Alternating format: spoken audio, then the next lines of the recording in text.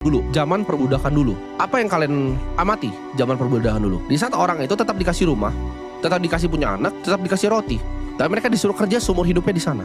Sekarang mereka print yang namanya uang, ya. Mereka print, gue ulangin lagi. Mereka cetak. Kalian nggak pernah tanya kan dari dulu? Di sekolah itu nggak pernah diajarin. Kenapa? Apa itu uang? Kalian nggak pernah tanya ke diri kalian sendiri. Karena nggak pernah diajarin untuk tanya. Kalian itu harus nurut. Dari zaman TK, kalian disuruh untuk baris ya sebelum masuk kelas. Kenapa kalian harus baris sebelum masuk kelas? Gue nggak pernah paham itu dari gue masih TK. Kenapa gue harus baris untuk gue bisa masuk kelas? Itu kalian bisa tanya sama nyokap gue. Dia bisa jadi buktinya. Gue jambak guru SD gue waktu itu. Karena gue dimarahin, gue nggak mau baris masuk kelas. Gue tanya kenapa saya harus baris.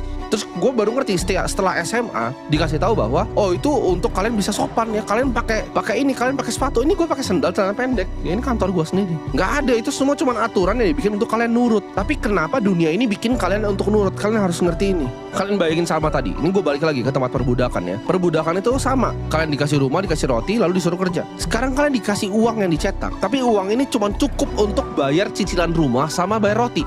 Ngerti gak kalian? Ini sama persis, bedanya dia ciptain uang, dibikin nih uang sebagai wujud utang atas apa yang jasa yang manusia pernah lakukan. Mereka ciptakan uang, mereka taruh di sana. Nah sekarang lu pikir lebih dalam lagi, satu step lebih dalam lagi. Anggaplah lu adalah anak dari orang yang punya mesin cetak uang ini. Apa yang bisa bikin lu bahagia di dunia ini? Lu udah punya semuanya.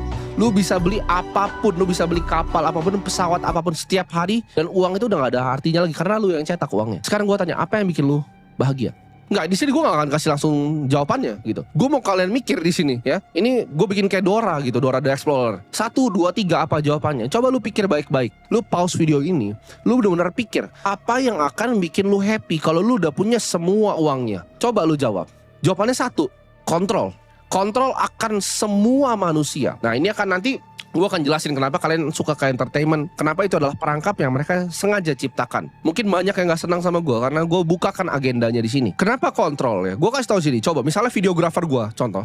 Ini perusahaan gue, videografer gue datang ke gue, bilang, oh videonya harusnya nggak begini, anjing lu jelek gini. Pasti gue keluarin kan. Orang yang biasanya punya kuasa di suatu tempat, itu nggak suka ditantang. Sedangkan orang-orang ya, masyarakat yang di bawah, itu yang paling suka untuk menantang. Contohnya demo, minta naikin UMR. Jadi kalian bisa bayangin ya sekarang arahnya kemana.